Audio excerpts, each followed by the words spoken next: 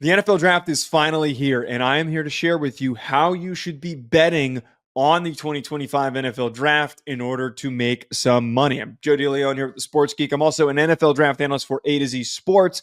I've been breaking down and analyzing these prospects for months, as well as hearing all of the fantastic scuttlebutt, all of the rumors, all of the smoke screens, trying to cut through the noise. I've got three picks that I really like. The first one being Jahdae Barren minus 155 to be the first defensive back selected that is not Travis Hunter. So in this, we're excluding Hunter from the conversation.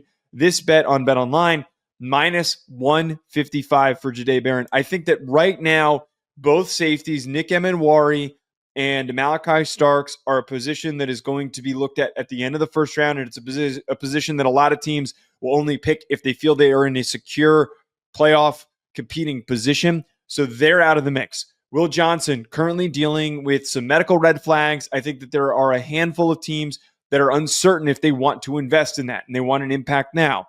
If that first team picking a DB is the Miami Dolphins, I think that Jahdae Barren should be and will be a strong consideration for them. But on top of this, this is a 2-for-1. You don't need to put a lot of money down on this because the odds are so great. Plus 2,500, you can get Maxwell Hairston, the cornerback from Kentucky. From what I understand, Maxwell Hairston has been a rapid riser throughout this process. He tested really well at the combine. He cleared up some questions about his playing weight being super low during the season because he was in the hospital for a period of time. He now has shown that he could be one of the top corners selected. And I think, as we always see, teams fall in love with speed. And that's what Maxwell Hairston has. The second pick, Colston Loveland, plus 230 to be the first tight end drafted.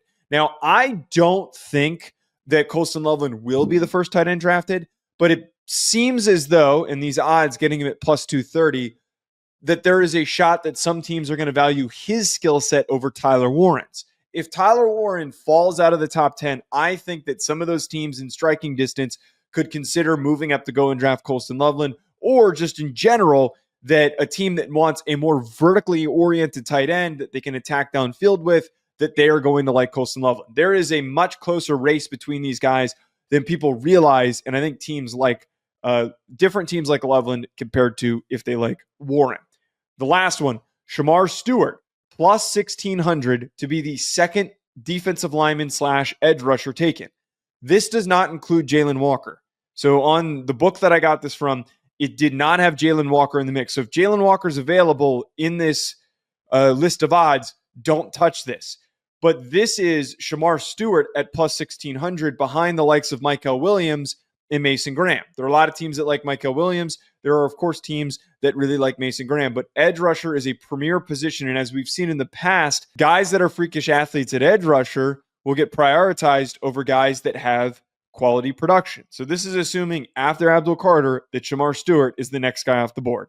Comment below what picks you think are going to come to fruition during the 2025 NFL Draft. Hit that like button and subscribe. We'll talk to you later.